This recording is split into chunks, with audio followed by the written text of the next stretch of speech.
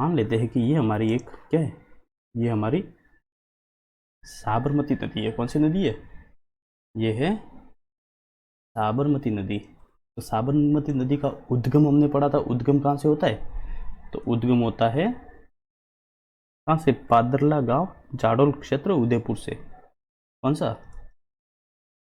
पादरला गांव, या फिर कहीं कहीं पे लिखा मिलता है जाडोल क्षेत्र। ये जो क्षेत्र आता है ये आता है उदयपुर में, यहाँ से इसका उद्गम होता है। फिर वही बात, इसका समापन कहाँ होता है? तो मैंने आपको याद करवाया हुआ है। समापन के बारे में अगर देखें तो समापन के लिए सबसे पहले मैंने वो ट्रिक बताई थी, मांस सबर रख, मैं खंबे से नहीं डरता, मैं खंबे पर चढ़ने से नहीं डरता, सबर से साबरमती। तो खंबे से क्या हो जाएगा? खंबात की खाड़ी में इसका जो है वो समापन हो जाता है। इसकी अगर हम सहायक नदियों की बात करें, इसकी साबरमती की, तो इसकी सहायक नदियाँ मुख्य रूप से 4-5 सी आती है, जो कि हम देख लेते हैं। इस तरीके से आती है, ये इसकी मुख्य सहायक नदियाँ आती है। अगर हम इनका नाम देखने का प्रयास करें तो एक इसकी सहायक नदी आती है सेई नदी। कौन सी नदी? सेई नदी साबरमती नदी की सहायक नदी है।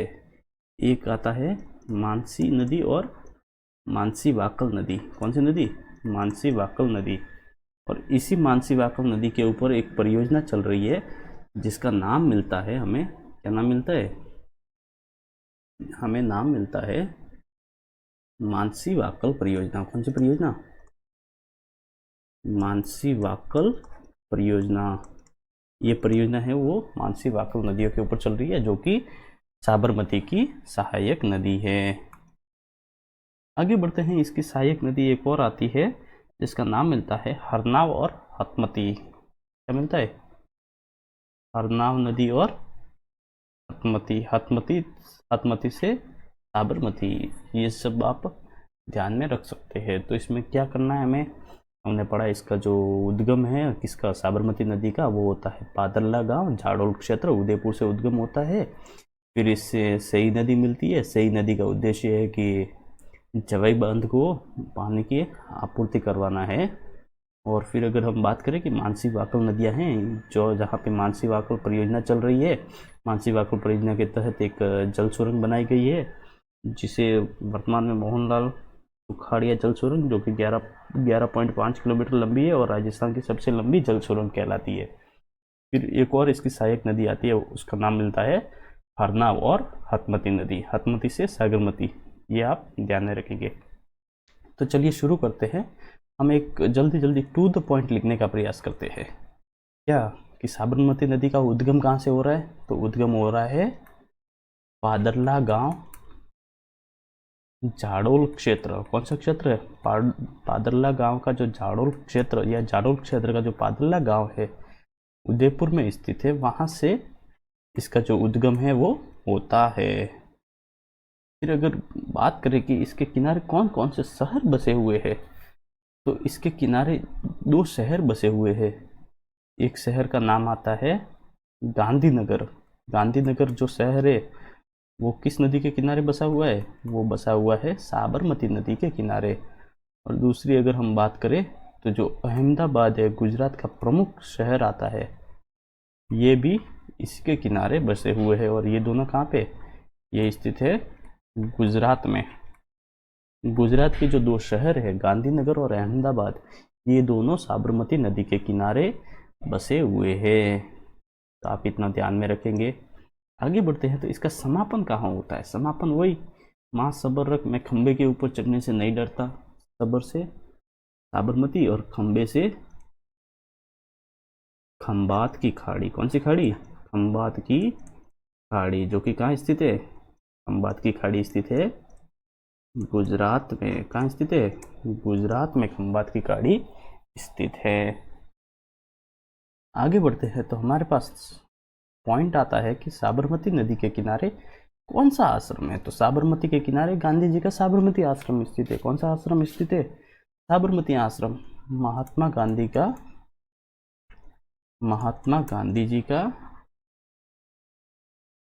महात्मा गांधी जी का, जिसे हम राष्ट्रपिता के नाम से भी संबोधित करते हैं, महात्मा गांधी का साबरमती आश्रम,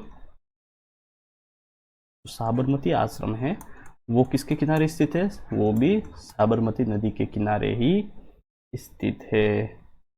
फिर आगे बढ़ते हैं तो हमारे पास बिंदु आता है कि साबरमती नदी के ऊपर कौन कौन सी परियोजनाएं चलाई जा रही है। क्या क्वेश्चन बनता है? साबरमती नदी के किनारे कौन कौन सी परियोजनाएं चलाई जा रही है। इन बिंदुओं के ऊपर अगर हम चर्चा करें तो हमारे पास दो परियोजनाएं यहाँ पे चलाई जा रही है।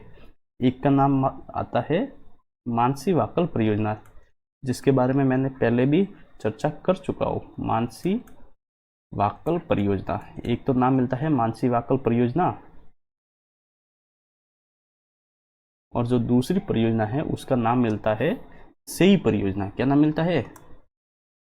जो सेई परियोजना। सेई परियोजना का उद्देश्य मैंने पहले ही बता चुका हूँ, जवाई बांध को जलापूर्ति करना इसका प्रमुख उद्देश्य है, तो ये मैं आपको पहले ही बता चुका हूँ। और मानसी वाकल परियोजना के तहत जो देवास जल सुरंग बनाई गई है, जिसका नाम मोहनलाल सुखाड़िया जल सुरंग किया गया है, 11.5 किलोमीटर लंबी है और ये राजस्थान की सबसे लंबी जल सुरंग भी कहलाती है। तो इतनी बातें तो हम वैसे पढ़ चुके हैं, लेकिन फिर भी लिख लेते हैं। क्या है ना कि लिखा हुआ जो चीज़ें रहती है वो ज़्यादा याद रहती है। तो जो मानसी वाकल परियोजना में है, ये दो लोगों की है। एक तो है, क्या लिख सकते हैं, एक तो है government of Rajasthan, government of Rajasthan, plus इसके साथ और कौन है?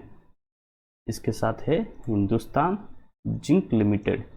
ये इन दोनों की संयुक्त परियोजना है, जिसके अंतर्गत अगर हम हिस्सेदारी की बात करें तो राजस्थान सरकार की हिस्सेदारी है 70% और हिंदुस्तान जिंक लिमिटेड इसकी हिस्सेदारी आती है 30%। इस मानसी वाकल परियोजना के तहत देवास जल सुरंग का निर्माण किया गया है। किसका? देवास जो जल सुरंग है, देवास जल सुरंग का इसी के तहत निर्माण किया गया है। ये देवास अगर जल सुरंग की बात करें तो जो देवास जल सुरंग है, ये जो देवास जल सुरंग है, इसके बारे में अगर हम जानने का प्रयास करें तो इसका उद्देश्य है उदयपुर की झीलों को जलापूर्ति करना। इसका उद्देश्य क्या है? इसका उद्देश्य है जो उदयपुर की झीलें हैं, उदयपुर की झीलों को जलापूर्ति करना। क्या करना? जल की आपूर्ति करना इसका प्रमुख उद्देश्य है। फिर अगर इसके नाम परिवर्तन की बात करें, नाम परिवर्तन, तो इसका नाम परिवर्तन किया गया है, जिसे कहते हैं मोहनलाल। उदयपुर है तो मोहनलाल सुखाड़िया का नाम आना स्वाभाविक सी बात है, जिसे आधुनिक निर्माता बहुत सारे नामों से, उपनामों से भी जाना जाता है। मोहनलाल सुखाड़िया जल सुरंग के नाम से भी जाना जाता है, या इसका अभी नाम जो परिवर्तन है वो मोहनलाल सुखाड़िया जल सुरंग किया गया है। और अगर हम इसके बारे में बात करें कि इसकी लंबाई कितनी है, तो इसकी लंबाई आती है 11.5 किलोमीटर इसकी लंबाई आती है। तो लंबाई के आधार पर अगर हम देखें, लंबाई के आधार पर अगर हम इसे देखने का प्रयास करें तो इसके बारे में हमारे पास एक और बहुत अच्छा बिंदु आता है। कौन सा बिंदु आता है? अच्छा बिंदु कि राजस्थान की सबसे लंबी जल सुरंग के नाम से या इसको ख्याति प्राप्त है। कौन सी? इसे प्राप्त है राजस्थान की सबसे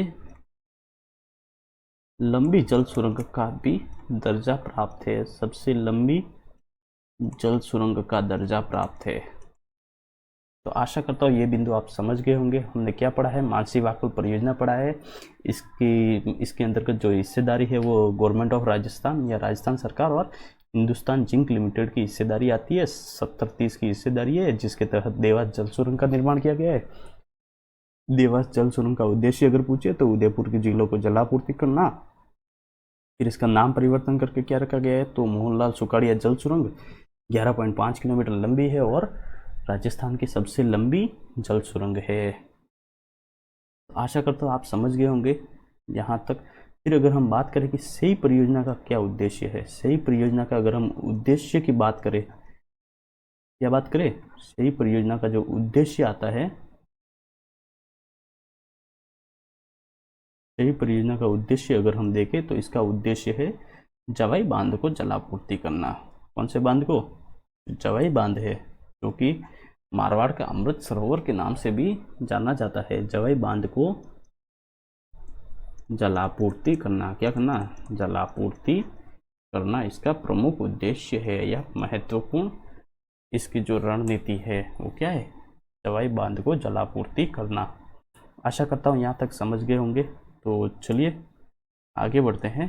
आगे बढ़ते हैं तो हमारे पास आता है साबरमती नदी, जिसके ऊपर सेई परियोजना। ये मैं आपको अभी जस्ट बता चुका हूँ कि जो सेई परियोजना है ये कौन से नदी पे होगी? ये होगी सेई नदी के ऊपर होगी। तो और इसका उद्देश्य क्या हो जाएगा? इसका उद्देश्य हो जाएगा जो जवाई बांध है। कौन सा बांध है? जवाई बांध को जलापूर्ति करना। क्या करना? जवाई बांध को जलापूर्ति करना इसका प्रमुख उद्देश्य हो जाएगा। तो आशा करता हूँ यहाँ तक समझ गए होंगे। आगे बढ़ते हैं। तो ये नदी हमारे पास, ये जो साबरमती नदी सेई परियोजना तक हमने पढ़ लिया है। फिर साबरमती नदी के बारे में एक महत्वपूर्ण बिंदु आता है। ऐसी नदी जिसका उद्गम कहाँ से हो रहा है? राजस्थान से। उद्गम हमने कहाँ पढ़ा है? हमने पढ़ा है जाडौल क्षेत्र उदयपुर से। कहाँ से? जाडौल क्षेत्र उदयपुर से हो रहा है। लेकिन इसका महत्व किसके लिए? गुजरात के लिए। क्यों? क्योंकि इसके किनारे गुजरात के दो प्रमुख शहर है। हमने कौन कौन से शहर पढ़े थे? एक पढ़ा था गांधीनगर, जो कि साबरमती नदी के किनारे है, और अहमदाबाद, जो कि ये भी गुजरात का बहुत बड़ा शहर आता है। गांधीनगर तो वैसे गुजरात की राजधानी है वर्तमान में भी, और अहमदाबाद ये भी प्रमुख शहर है। तो ये दोनों साबरमती नदी के किनारे है, इसलिए इसका महत्व गुजरात के लिए ज़्यादा बढ़ जाता है। फिर अगर हम बात करें कि जो साबरमती नदी है इसकी सहायक नदियाँ, तो सहायक नदियाँ मैंने आपको थोड़ी बहुत तो याद करवाई दी है। कौन कौन सी? एक तो हमने सेई नदी पढ़ा था। कौन सी नदी? इसकी सहायक सेई, मानसी वाकल, सेई, मानसी वाकल, हरनाव। कौन सा? हरनाव और हतमती। ये तो आप देख ही चुके हैं। फिर और अगर हम इसके सहायक नदियों की बात करें तो क्या हो जाएगा? सेई की जगह पे कभी कभी लिखा मिलता है सेही भी आता है। क्या आता है? सेही। और एक होता है याजम नदी। कौन सा? याजम नदी। और एक आता है मेसवा नदी। कौन सा नदी? मेसवा। तो इनको याद किस तरीके से करेंगे? अगर हम इनको याद करने की दृष्टि से देखें तो ये देखिए, ये क्या है? ये याजम। याजम यानी जाजम। जाजम भी आप समझते होंगे, जो पंचायत मतलब जो गांव की वगैरह कुछ बैठक होती है तो जाजम के ऊपर सब लोग एक तरीके होते हैं। जाजम के ऊपर बैठने पर सब है ना वो बराबर हो जाते हैं। तो सबसे क्या हो जाएगा? सबसे साबरमती हो जाएगा। तो इस तरीके से आप ध्यान में रखेंगे। फिर ये देखिए यहाँ पे भी मेसवा। मेसवा में क्या दिख रहा है? सवा दिख रहा है। सवा मतलब यहाँ पे अगर यहाँ पे पॉइंट कर दे तो क्या हो जाएगा? सब हो जाएगा। तो सब से हो जाएगा साबरमती। तो इस तरीके से आप ध्यान में रख सकते हैं।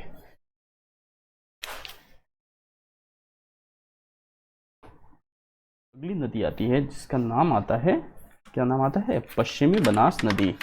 साबरमती नदी को अच्छे तरीके से पढ़ चुके हैं। तो अब हम बढ़ते हैं कौन सी नदी? पश्चिमी बनास नदी।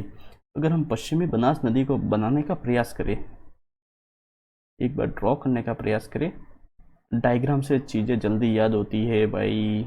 डायग्राम बनाना अच्छे तरीके से सीख लो, मज़ा आ जाएगा फिर याद करने में। जो पश्चिमी बनास नदी है, इस नदी का अगर हम उद्गम की बात करें तो ये इसका जो उद्गम होता है वो होता है नया सनवाड़ा। कौन सा? नया सनवाड़ा, जो कि सिरोही जिले में स्थित है, वहाँ से इसका उद्गम होता है।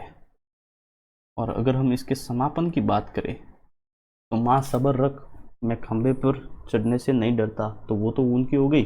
दूसरा रहता क्या है? रहता है कच्छ की खाड़ी। कहाँ पे इसका समापन हो जाएगा? इसका समापन हो जाएगा कच्छ की खाड़ी में। फिर अगर हम इसकी जो सहायक नदियों की बात करें, कौन सी नदियाँ? सहायक नदियों की बात करें तो ये देखिए इसकी एक सहायक नदी है, इसकी मुख्य रूप से एक ही सहायक है, लेकिन ये इस तरीके से दो नदियाँ आके मिलती है। तो सहायक नदियों की अगर हम बात कर ही रहे हैं तो देखते हैं कि इसकी जो सहायक नदी है, देखो पच्ची, मतलब ये सी और इसको इस तरीके से लिख दे तो सीपू हो जाएगा। क्या हो जाएगा? सीपू। तो जो सीपू फर्स्ट है और जो सीपू सेकंड है, कौन सी? सीपू फर्स्ट और सीपू सेकंड, ये दोनों नदियाँ पश्चिमी बनास की सहायक नदियाँ हैं। और ये आगे जाके एक होके इसका जो नाम हो जाता है वो हो जाएगा, कौन सा नाम हो जाएगा? इसका नाम हो जाएगा सुकली। सुकड़ी नहीं है, सुकली, सुकली नदी है। कौन सी नदी है? सुकली नदी हो जाएगा। क्या नाम हो जाएगा? नाम हो जाएगा सुकली नदी। फिर अगर हम और इसके बारे में देखने का प्रयास करें तो इसके किनारे दो शहर बसे हुए हैं। एक ये शहर मान लेते हैं, लेकिन ये दो शहर कहाँ पे? ये दो शहर है वो है, एक तो शहर है अपना माउंट आबू जो कि पश्चिमी बनास नदी के किनारे बसा हुआ है, एक है डीसा शहर गुजरात का जो कि माउंट आबू के किनारे, सॉरी कौन सी नदी है? पश्चिमी बनास नदी के किनारे बसे हुए हैं। तो इसका नाम क्या आ जाएगा? ये कौन सा शहर है? ये है माउंट आबू जो कि सिरोही जिले में स्थित है। ये किसके किनारे है? पश्चिमी बनास नदी के किनारे स्थित है। फिर और अगर हम देखें कि इसका एक शहर आता है डीसा शहर। कौन सा शहर? डीसा शहर जो कि गुजरात का है, वो भी इसी के किनारे बसा हुआ है। इसे क्या लिख सकते हैं? इसे लिख सकते हैं कच्छ का रण लिखेंगे तो और ज़्यादा अच्छा रहेगा। तो पश्चिमी बनास नदी के बारे में टू द पॉइंट में लिख लेते हैं। क्या लिखेंगे? टू द पॉइंट में हम लिखते हैं कि इसके अन्य नाम कौन कौन से हैं। सबसे पहला बिंदु महत्वपूर्ण, अन्य नामों की अगर हम चर्चा कर रहे हैं तो इससे कहते हैं छोटी बनास। अगर हम डायरेक्ट बनास नदी के बारे में पढ़ेंगे तो वो बनास नदी कहाँ पे आ जाएगी? वो बनास नदी बंगाल की खाड़ी की जो अफवाह तंत्र पढ़ेंगे इसके अंतर्गत शामिल हो जाएगा। फिर अगर ये पश्चिमी बनास नदी है तो ये हो जाएगा अरब सागरीय अफवाह तंत्र। फिर अगर हम इसका उद्गम की बात करें तो हमने उद्गम कहाँ पर पढ़ा है? हमने उद्गम पढ़ा है नया सनवाड़। नया सनवाड़ कहाँ पे है? ये नया सनवाड़ सिरोही से इसका जो है वो उद्गम होता है। और समापन कहाँ पड़ा है? समापन पड़ा है कच्छ का रण। तो ये तीन बिंदु आप ध्यान में रखेंगे। इसका अन्य नाम आता है छोटी बनास, उद्गम नया सनवाड़ सिरोही, और समापन कहाँ हो रहा है? कच्छ का रण, जो कि कहाँ स्थित है? लिख लो यार, हर बात नहीं लिखी जाती, गुजरात में। फिर इसके किनारे शहरों की बात करें तो एक हमने कौन सा शहर पढ़ा है? एक हमने पढ़ा है माउंट आबू और डीसा। ये दो शहर है वो, माउंट आबू कहाँ है? किसके बोल तो? सिरोही के किनारे है, सिरोही में स्थित है माउंट आबू। और जो डीसा है वो पश्चिमी बनास नदी के किनारे स्थित महत्वपूर्ण शहर है। फिर अगर हम बात करें कि इसके किनारे कौन सी परियोजना संचालित है तो परियोजना की बात करें तो सेलवाड़ा परियोजना संचालित है। कौन सी परियोजना?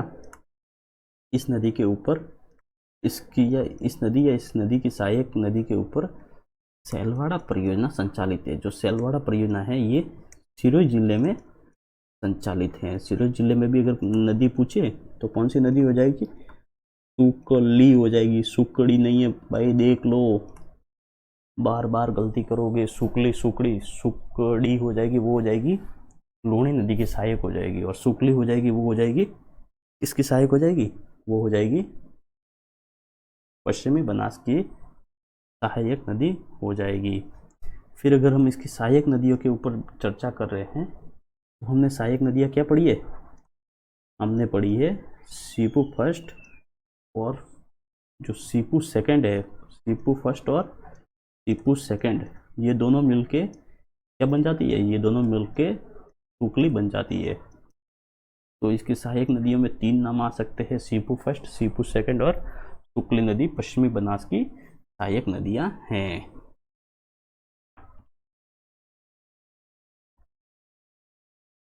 हाँ जी दोस्तों, तो हम लोग पढ़ रहे थे लूणी नदी तंत्र। क्या पढ़ रहे हैं? लूणी नदी पढ़ रहे हैं। तो लूणी नदी का ये जो आप रेड कलर में देख रहे हैं, ये लूणी नदी है।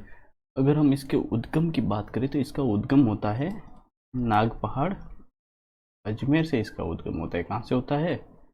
नाग पहाड़ अजमेर से लूणी नदी का उद्गम होता है। दो दो नामों के रूप में इसका उद्गम होता है। एक आता है सागरमती। कौन सी मती? सागरमती। साबरमती नहीं है, ये सागरमती है। सागरमती और सरस्वती के नाम से इसका है जो उद्गम होता है। फिर आगे इसके अंतर्गत बहुत सारी इसकी इसमें बहुत सारी इसकी सहायक नदियाँ आके मिल जाती है। इस तरीके से राइट से मिलने वाली एकमात्र, या इसे कह सकते हैं, क्या कहेंगे, दाएं से मिलने वाली एकमात्र नदी है जिसका नाम आता है जोजड़ी नदी। कौन सी नदी?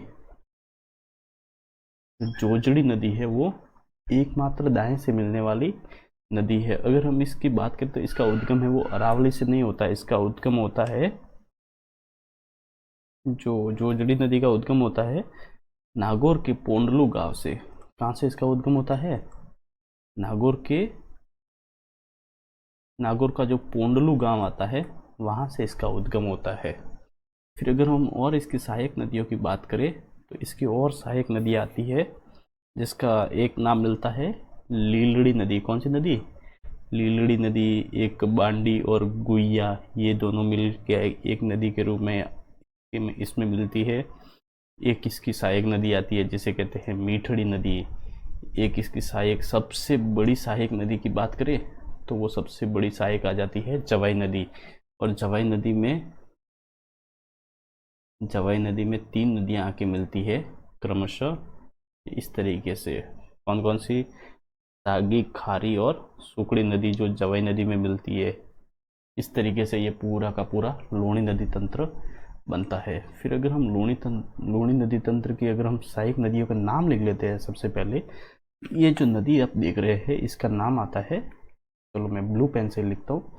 सहायक नदियाँ सारी एक पेन से रहेगी तो ज़्यादा अच्छा रहेगा। कौन सी नदी? लीलड़ी नदी। मैंने पहले भी आपको पढ़ाया था तब। सहायक नदियों के अंतर्गत अगर बड़ी ई वाली मात्रा या बड़ी ई की जो नदी आएगी वो लगभग लूणी की ही सहायक नदी होगी। ये देखिए इसमें लीलड़ी, ये बांडी, इसमें भी ई की मात्रा। बांडी के बाद गुहिया। कौन सी नदी है? गुहिया नदी भी लूणी नदी की सहायक नदी है। ये नदी बहुत बार पूछा जाता है कि जो गुहिया नदी है वो किसकी सहायक नदी है, तो आंसर हो जाएगा किसकी? लूणी नदी की सहायक नदी हो जाएगी। इसकी एक सहायक नदी का नाम आता है मीठड़ी नदी, जो कि लूणी नदी की सहायक नदी है। और ये हम देख रहे हैं, ये हमारी है जवाई नदी। जो जवाई नदी है वो सबसे बड़ी नदी है, सबसे बड़ी सहायक नदी है किसकी? लूणी नदी की। और ये जो आप वो ऑरेंज कलर में देख रहे हैं ये जवाई नदी की सहायक है। इसमें नाम मिलता है, क्या नाम मिलता है? तागी, खारी, तागी और खारी और सुकड़ी। ये जो तीनों नदी है, मैंने पिछली क्लास में भी बताया था या पीछे अभी जस्ट पढ़ा है कि जो सुकड़ी नदी है, कौन सी नदी है? ये देखो मैं भी कंफ्यूज हो गया। जो सुकड़ी नदी है, सुकड़ी नदी जवाई की सहायक है जो कि लूणी की सहायक हो जाएगी। और जो सुकली नदी है वो किसकी सहायक है? वो सीपू फर्स्ट सीपू सेकंड बराबर पश्चिमी बनास नदी की सहायक है। तो आप इन बिंदुओं को ध्यान में रखेंगे। फिर अगर हम इसके समापन की बात करें, क्या बात करें कि ये जो लूणी नदी है, लूणी इसका समापन कहाँ पे होता है? तो लूणी का समापन कहाँ हो जाएगा? कच्छ का रन। इस तरीके से याद किया था, लुक पक, यानी ये दोनों पश्चिमी बनास और लूणी, ये कहाँ से जाएगी? ये जाएगी कच्छ के रन में। और माँ सबर रख, माही और साबरमती, ये दोनों कहाँ पे इसका समापन हो जाएगा? इनका समापन हो जाएगा खंबात की खाड़ी में। तो ये आप बिंदु ध्यान में रखेंगे, तो ये आपके लिए एक्स्ट्रा मान सकते हो। क्या मान सकते हो? ये बिंदु एक्स्ट्रा है। तो चलिए शुरू करते हैं। लूणी नदी का हमने उद्गम कहाँ से करवाया है? तो लूणी नदी का उद्गम हमने करवाया है नाग पहाड़ या नाग पहाड़ी लिख लेते हैं। नाग पहाड़ अजमेर से इसका है वो उद्गम होता है। किसका उद्गम हो रहा है? लूणी नदी का उद्गम हो रहा है। फिर समापन लुक पक, क्या याद रखना है? लुक पक याद रखना है, लुक पक। तो आपको डायरेक्ट ही याद आ जाएगा कि इसका जो समापन है वो कहाँ पे होता है? कच्छ का रण जो कि स्थित है गुजरात में, इसका समापन होता है। फिर अगर हम इसके बहाव की बात करें तो बहाव इसका है वो कितने जिलों में है? इसका बहाव आता है 6 जिलों में, इसका बहाव क्षेत्र आता है 6 जिलों में। अगर हम देखने का प्रयास करें, चलिए एक बार मैं मैप ले लेता हूँ। क्या ले लेते हैं? मैप ले लेते हैं।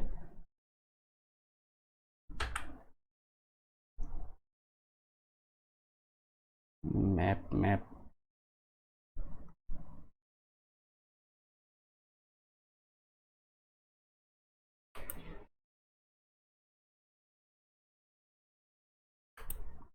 हाँ जी, फिलहाल तो यही मैप पड़ा है मेरे पास शायद। चलो यही ले लेते हैं।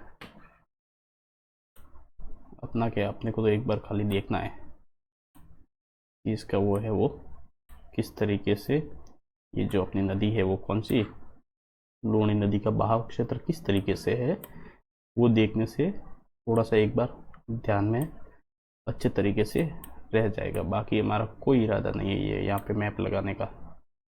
मैप से चीज़ें क्या होती है ना, थोड़ी सी जल्दी समझ में आ जाती है। क्या आ जाती है? जल्दी समझ में मैप से चीज़ें आ जाती है। हम लोग लूणी नदी की बात कर रहे थे, तो लूणी नदी का उद्गम ये देखिए, ये हमारा त्रिभुजाकार कौन सा है? अजमेर। अजमेर से लूणी नदी का उद्गम होता है। तो अजमेर के बाद ये कहाँ जाती है? ये जाती है, ये देखिए, ये नागौर। नागौर से पाली, पाली जाते हुए मैं वापस बनाता हूँ, ये गई नागौर, नागौर से गई पाली। इसका वो पथ कैसा है? सर्पाकार है, देख लो। नागौर, नागौर से देखो अजमेर, अजमेर से नागौर, नागौर के बाद पाली, पाली के बाद जोधपुर, जोधपुर के बाद ये कहाँ जाएगी? ये जाएगी जालोर, जालोर के बाद बाड़मेर। ये इस तरीके से निकलती है। कैसे निकलती है? सॉरी, ये इस तरीके से कच्छ के रण में चली जाती है। तो इसके जो कौन कौन से जिले, कौन कौन से हमने देखे इसके अंतर्गत देखा? जिला एक ये हमारा कौन सा है? ये है अजमेर, इसका बहाव क्षेत्र आता है। अजमेर के बाद थोड़ा बहुत नागौर का हिस्सा आता है। नागौर के बाद कौन सा जिला है? पाली। पाली के बाद जोधपुर, जोधपुर के बाद कौन सा जिला है? बाड़मेर। बाड़मेर के बाद ये कौन सा है? ये है हमारा मारो जालोर जिलो। फिर ये इसका समापन कहाँ किया था हमने? इसका समापन किया था कच्छ का रण। तो आशा करता हूँ ये मैप से आप इसका बहाव क्षेत्र समझ गए होंगे। चलिए इसके जिले लिख लेते हैं। इसका जो बहाव क्षेत्र है वो 6 जिलों में है। तो 6 जिलों में सबसे पहले ये कहाँ से आरंभ होती है? ये आरंभ होती है अजमेर। अजमेर के बाद ये कहाँ जाती है? ये जाती है नागौर। नागौर के बाद पाली, जोधपुर, फिर बाड़मेर। बाड़मेर के बाद इसका एक और जिला आता है, वो आता है जालोर। कहाँ है इसका बहाव क्षेत्र? जालोर। तो ये जो 6 जिले हैं इसके अंतर्गत लूणी नदी का बहाव क्षेत्र आता है। आगे बढ़ते हैं। तो जो लूणी नदी है वो किन 2 जिलों की, या जो किन 2 जिलों की, राजस्थान के किन 2 जिलों की सीमा का निर्धारण करती है या सीमा बनाती है? तो यह नागौर जिले की दक्षिणी सीमा बनाती है। मैंने कहा था ना ये नागौर से टच होकर निकलती है। तो नागौर जिले की दक्षिणी सीमा बनाती है। नागौर जिले से ये कैसे सीमा बढ़ाती है? दक्षिणी सीमा बनाती है। कैसे बनाती है? दक्षिणी सीमा बनाती है। ये मैप देखिए, ये नागौर जिला हो गया। तो इसके ये लगभग ये यहाँ से निकलती है। कहाँ से निकलती है? ये निकलती है, ये यहाँ से होके निकलती है। कहाँ से? ये इस तरीके से होके निकलती है। तो ये एक तरीके से क्या क्या बढ़ गया? ये बढ़ गया नागौर की दक्षिणी सीमा का निर्धारण करती है।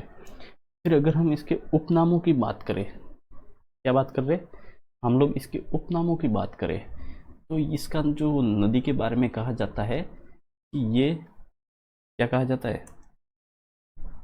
इसे कहा जाता है लवणावती नदी। लवणावती नदी, लवणावती नदी क्यों कहा जाता है? क्योंकि इसके अंतर्गत लवण की मात्रा अत्यधिक होने के कारण इसे लवणावती कहा जाता है। हमने पिछली क्लास में एक और ऐसी की ऐसी पढ़ी थी जिसका हमने जिक्र किया था, लसावरी नदी। कौन सी नदी? लसावरी नदी। लसावरी नदी के नाम से जिसका उपनाम है वो आती है रूपारेल नदी को कहा जाता है। इसे कहा जाता है रूपारेल नदी को कहा जाता है। तो ये आप नोट करके ध्यान में रखेंगे। क्या ध्यान रखेंगे? कि लवणावती नदी कहा जाता है लूणी नदी को, और लसावरी नदी की बात करेंगे तो वो कहा जाएगा रूपारेल नदी को कहा जाएगा।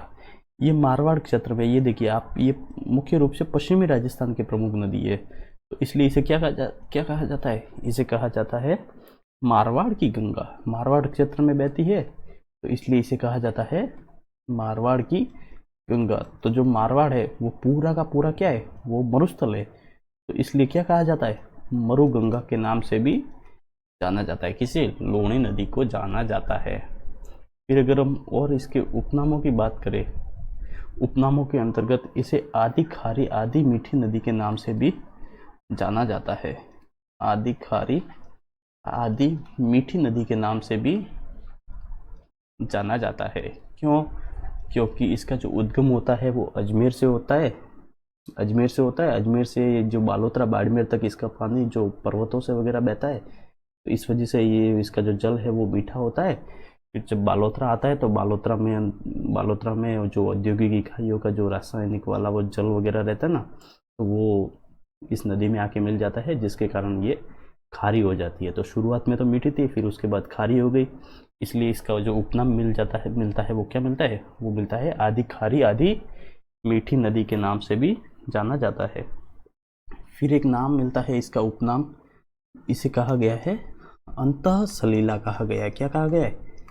अंतः सलीला कहा गया है। अंतः सलीला की बात करें कि ये किसने कहा था, तो ये कहा गया है कालिदास के द्वारा कहा गया है। महान जो पुरुष हुए हैं, महान लेखक है कवि कालिदास। कालिदास ने इसे क्या कहा है? क्या इसे कहा है? अंतः सलीला कहा है। फिर अगर हम और इसके उपनामों की बात करें तो इसे एक महत्वपूर्ण नाम मिलता है, इसे कहा जाता है सिक्रा नदी। कौन सी नदी? सिक्रा नदी, या इसे कहा जाता है सिकारा नदी। कौन सी नदी? इसे कहा जाता है सिकारा नदी के नाम से भी इसे जाना जाता है। और अगर हम इसके उपनामों की बात करें तो इसे वैदिक साहित्य में मरुद्वृदा कहा गया है। क्या कहा गया है? मरुद्वृदा।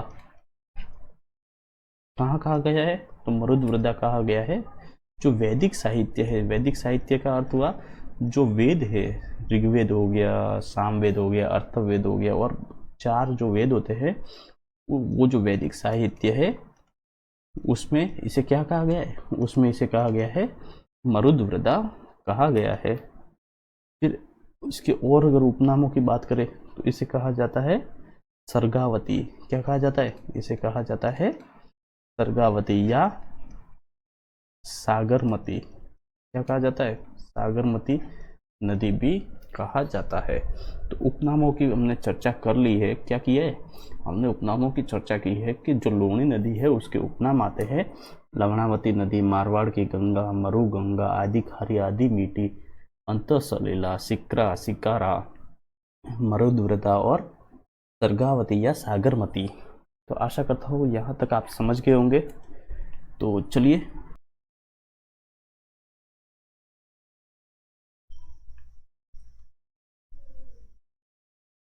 जी दोस्तों, तो हम लोग बात कर रहे हैं लूणी नदी के बारे में। तो लूणी नदी के बारे में 2 शब्दावली प्रमुख रूप से आती है। एक शब्दावली आती है नेहड़ क्या होता है, और एक शब्दावली आती है रेल या नाड़ा। जो नेहड़ जो शब्दावली है वो संबंधित है सांचौर क्षेत्र से।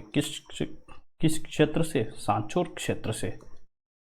और ये जो क्षेत्र है वो रेल या नाड़ा है वो संपूर्ण जो जालोर का क्षेत्र आता है, संपूर्ण जो जालोर क्षेत्र है उससे संबंधित है। क्या है ये है सांचौर क्षेत्र में नेहड़ रेल या नाड़ा है वो जो है वो है संपूर्ण जालोर क्षेत्र में जो लूणी नदी का बहाव क्षेत्र है, लूणी नदी के बहाव क्षेत्र है उसे कहा जाता है, क्या कहा जाता है? अगर वो बहाव क्षेत्र अगर सांचौर क्षेत्र में हो तो उसे नहर कहा जाएगा, और अगर वही क्षेत्र संपूर्ण जालोर क्षेत्र में हो तो वो रेल या नाड़ा कहलाएगा। फिर अगर हम नामकरण की बात करें कि लूणी नदी का नामकरण किस किस तरीके से आगे बढ़ता है, तो इसे सबसे पहले कहा जाता है सागरमती के नाम से जाना जाता है। किसे? लूणी नदी को जब इसका उद्गम होता है तब इसे सागरमती के नाम से जाना जाता है। फिर इसे कहा जाता है सरस्वती नदी। क्या कहा जाता है? इसे कहा जाता है सरस्वती नदी कहा जाता है। सागरमती नदी, सरस्वती नदी, और उसके बाद इसे कहा जाता है लूणी नदी के नाम से जाना जाता है। अगली अगर हम बात करें कि इसकी लंबाई कितनी आती है, तो लूणी नदी की अगर हम लंबाई की बात करें तो लंबाई आती है, अगर हम इसके कुल लंबाई देखें तो कुल लंबाई आती है 495 किलोमीटर। कितनी आती है? 495 किलोमीटर। और अगर हम वही राजस्थान में लंबाई देखें, कहाँ पे लंबाई? राजस्थान में अगर लूणी नदी की लंबाई देखें तो वो आती है 330 किलोमीटर। कितनी आती है? 330 किलोमीटर। और अगर कुल लंबाई की बात करें तो वो आती है 495 किलोमीटर। फिर हमारे अगली जो क्वेश्चन बनता है, लूणी नदी में अगर पानी की आवक अगर ज़्यादा हो जाए तो बाढ़ कहाँ आएगी? तो इस बिंदु का आंसर हो जाएगा बालोतरा में। कहाँ पे बाढ़ आएगी? बालोतरा में बाढ़ आएगी। क्यों आएगी? क्योंकि बालोतरा है वो है नदी के पेटे से नीचे स्थित शहर है। जो नदी बहती है उसके जो पेटा रहता है ना, उससे नीचे स्थित शहर कहलाता है। फिर अगर हम और अगर बात करें कि लूणी नदी की सहायक नदियाँ कौन कौन सी है, तो लूणी नदी की सहायक नदियों को याद करने के लिए बड़ी ई की मात्रा और एक आप गुहिया याद रखिए। क्या? गुहिया याद रखिए, तो बाकी जो इसकी जो सारी की सारी सहायक नदियाँ हैं वो ऑटोमेटिक ही कवर हो जाएगी। चलिए एक एक करके हम नाम लिखने का प्रयास करते हैं। एक आती है जोजड़ी नदी, जो कि राइट हैंड साइड से मिलने वाली लूणी नदी की एकमात्र सहायक नदी है। किस साइड से मिलती है ये एकमात्र नदी है, वो राइट साइड से मिलती है। और अगर हम इसकी सहायक नदियों की बात करें, इसमें देखिए ई की मात्रा हो गई, उसके बाद लीलड़ी, क्या नाम मिलता है? लीलड़ी, मीठड़ी, मीठड़ी हो गया, बांडी हो गया, बांडी, सुकड़ी। फिर हमने एक, ये सब ई की मात्रा हो गई। फिर हम एक देख लेते हैं, एक आप याद रखिए गुहिया। क्या नाम आता है? गुहिया। गुहिया भी इसकी सहायक नदी है। और अगर और ई की मात्रा की देखें तो आ जाएगी सागी और खारी। ये जो सारी की सारी जो नदियां हैं वो किसकी सहायक है? वो सहायक नदियाँ कहलाएगी लूणी नदी की सहायक नदियाँ। फिर अगर हम और आगे बढ़े तो देखते हैं कि जो लूणी नदी को जलापूर्ति, उसको जलापूर्ति कहाँ से होती है? तो लूणी नदी को जो जलापूर्ति है ये करता है जोधपुर में एक सागर स्थित है। जोधपुर में एक सागर है जिसका नाम मिलता है जसवंत सागर। क्या नाम मिलता है? जसवंत सागर।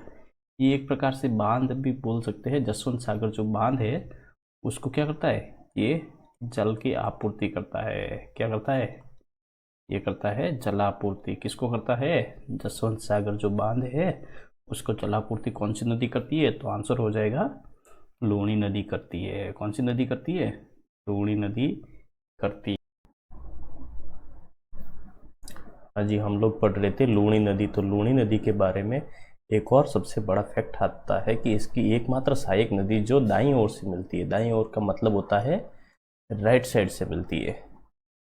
अगर हम माही नदी की जो सहायक नदियाँ है, इसके जो नदी तंत्र है उसको अगर हम देखने का प्रयास करें तो वो किस तरीके से दिखेगा?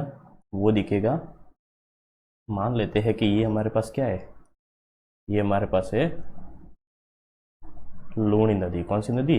लूणी। तो अगर हम इसकी सहायक नदियाँ देखें तो इसकी सहायक नदी, एक नदी यहाँ से होकर गुजरती है, बाकी इस तरीके से ऐसे इसकी जो सहायक नदियाँ है वो आके इसके अंतर्गत मिलती है।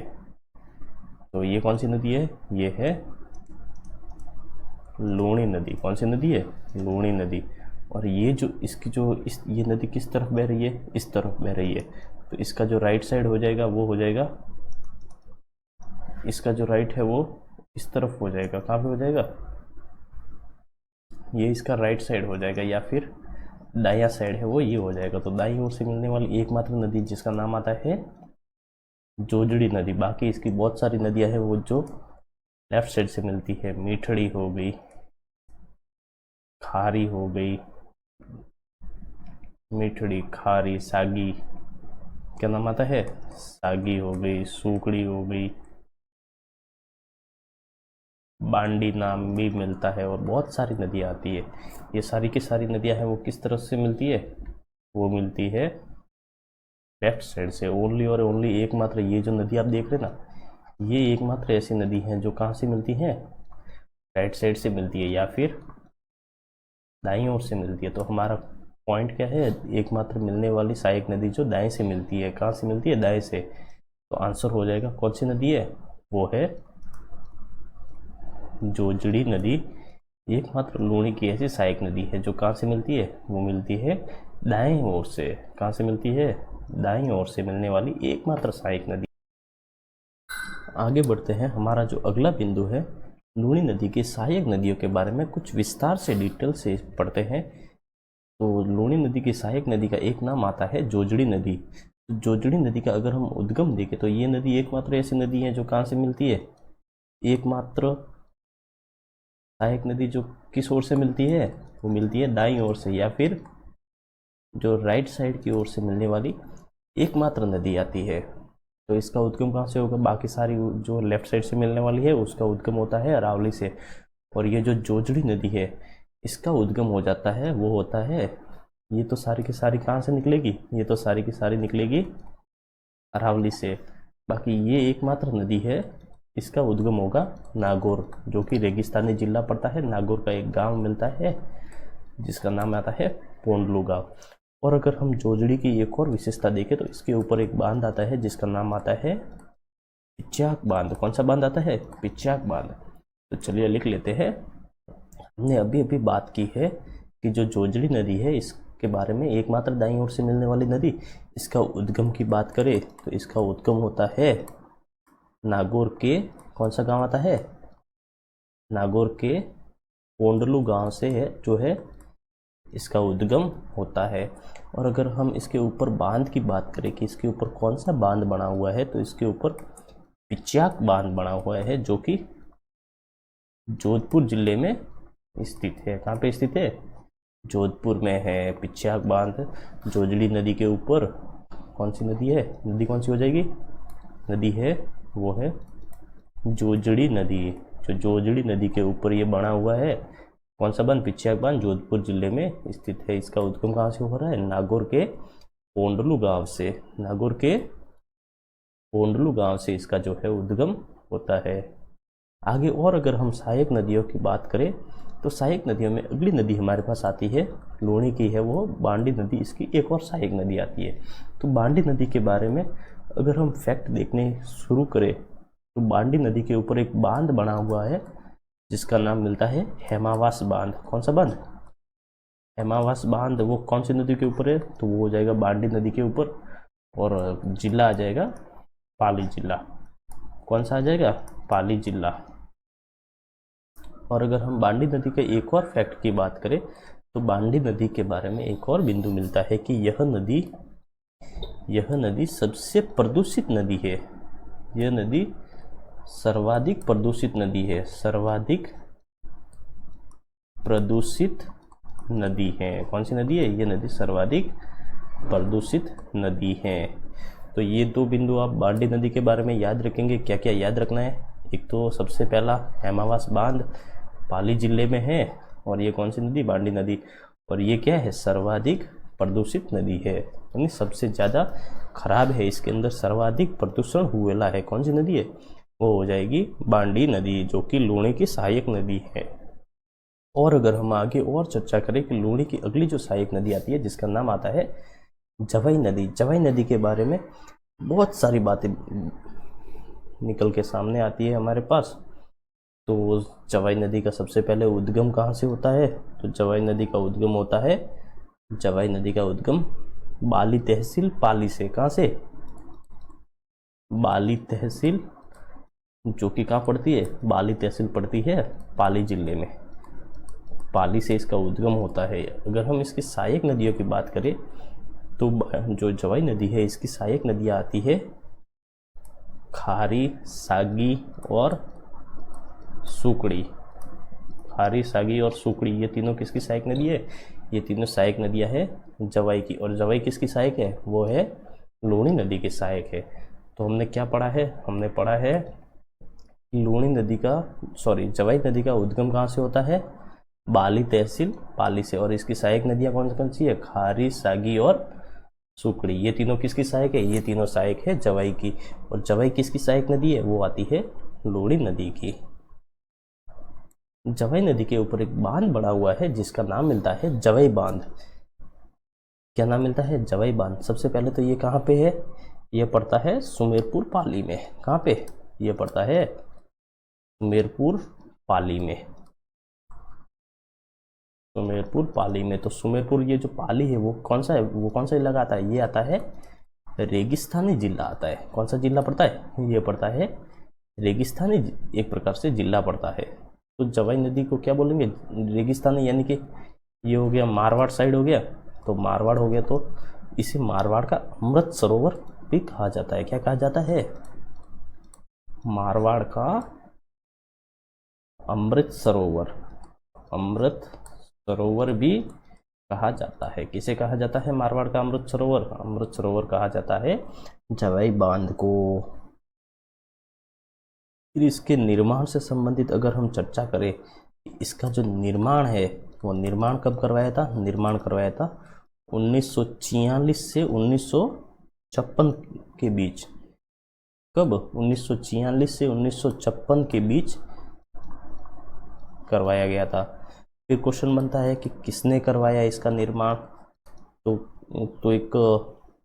जोधपुर के एक राजा आते हैं महाराजा उमेद सिंह। तो इसका निर्माण किसने करवाया? इसका निर्माण करवाया है महाराजा उमेद सिंह जी ने। इसका है जो निर्माण करवाया था महाराजा उमेद सिंह जी ने। महाराजा उमेद सिंह जी ने इसका निर्माण करवाया था। इसे मारवाड़ का अमृत सरोवर कहा जाता है। अगर हम बात करें कि इस बांध को जलापूर्ति कहाँ से होती है, तो हमने साबरमती की एक सहायक नदी पढ़ी थी, सेई नदी। और सेई नदी के ऊपर सेई परियोजना संचालित है। तो सेई परियोजना से जो जलापूर्ति होती है वो जवाई बांध को जल की आपूर्ति की जाती है। तो जलापूर्ति किसके ऊपर निर्भर है? सेई परियोजना से इस सरोवर को जलापूर्ति की जाती है। तो आशा करता हूँ जवाई बांध से संबंधित ये जो फैक्ट हमने अभी अभी पढ़े हैं ये आप ध्यान में रखेंगे। ये कहाँ पे है? सुमेरपुर में। इसे कहा जाता, क्या कहा जाता है? इसे कहा जाता है मारवाड़ का अमृत सरोवर। कब निर्माण किया गया? 46 से 56 के बीच महाराजा उमेद सिंह जी ने करवाया था। और जलापूर्ति सही परियोजना। तो आशा करता हूँ यहाँ तक समझ गए होंगे।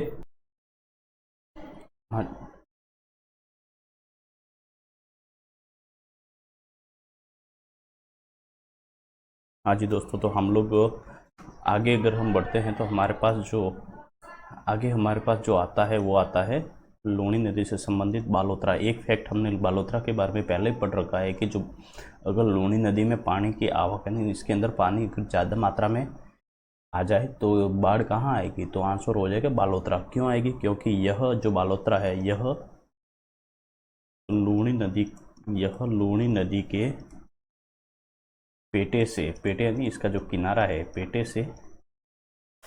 पेटे से नीचे स्थित शहर है। कहाँ स्थित है? नीचे स्थित है।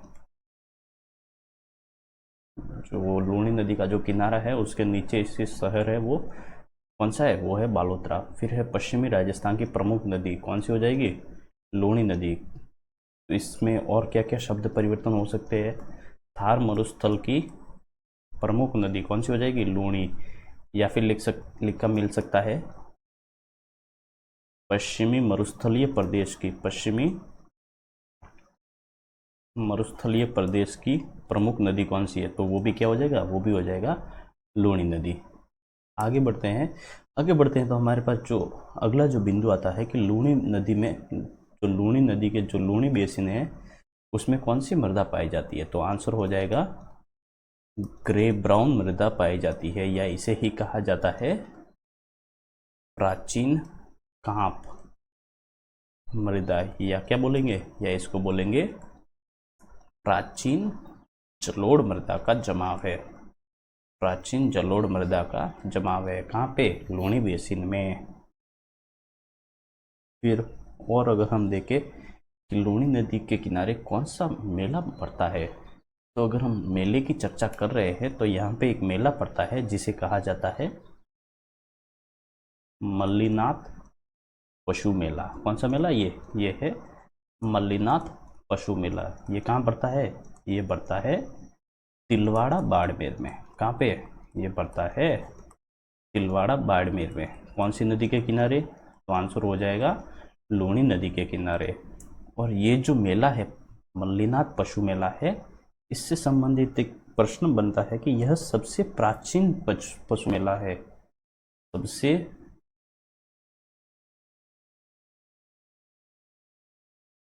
क्या हुआ, पेन सिलेक्ट नहीं हुई क्या।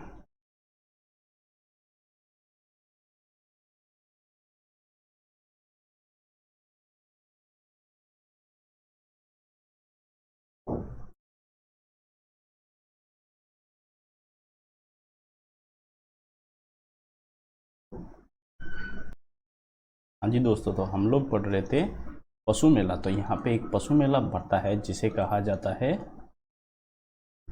मल्लीनाथ पशु मेला। ये जो मल्लीनाथ पशु मेला है ये बढ़ता है कहाँ पे, ये बढ़ता है तिलवाड़ा बाड़मेर में। कहाँ पड़ता है ये पड़ता है तिलवाड़ा बाड़मेर में। कहाँ पे पड़ता है, ये पड़ता है तिलवाड़ा बाड़मेर में। और अगर हम इस मल्लीनाथ पशु मेले की बात करें तो इसके बारे में एक सबसे अच्छा बिंदु बनता है कि यह सबसे प्राचीन पशु मेला है। ये कैसा है, यह सबसे प्राचीन पशु मेला आता है। कौन सा मेला है, सबसे प्राचीन पशु मेला है। कौन सा, मल्लीनाथ पशु मेला। किस नदी के किनारे, तो आंसर हो जाएगा लूणी नदी के किनारे। किसके किनारे, ये लूणी नदी के किनारे प्राचीनतम पशु मेला है, जो कि तिलवाड़ा कहाँ पे पड़ता है, तिलवाड़ा बाड़मेर में पड़ता है। आगे बढ़ते हैं तो हमारे पास अगला एक बिंदु आता है, अगली एक इम्पोर्टेंट नदी है जिसका नाम मिलता है मित्री नदी। वैसे तो इतना इम्पोर्टेंट नहीं है, लेकिन फिर भी यह जालोर जिले की प्रमुख नदी है। कौन से जिले की है, ये जालोर जिले की प्रमुख नदी है, जालोर जिले की प्रमुख नदी है। और ये किसकी सहायक है, यह लूणी नदी की सहायक है, लूणी नदी की सहायक नदी है, लूणी नदी की सहायक नदी है। कौन सी नदी, मित्री नदी। तो हमने जो पढ़ा है वो पढ़ा है, यह जालोर जिले की प्रमुख नदी है और किसकी सहायक है, लूणी नदी की सहायक है। तो आशा करता हूँ हमारा जो अरब सागरीय नदी तंत्र है ये यहाँ पे पूरा होता है। आगे हम शुरू करेंगे बंगाल की खाड़ी का जो नदी तंत्र है उसके ऊपर। तब तक के लिए धन्यवाद।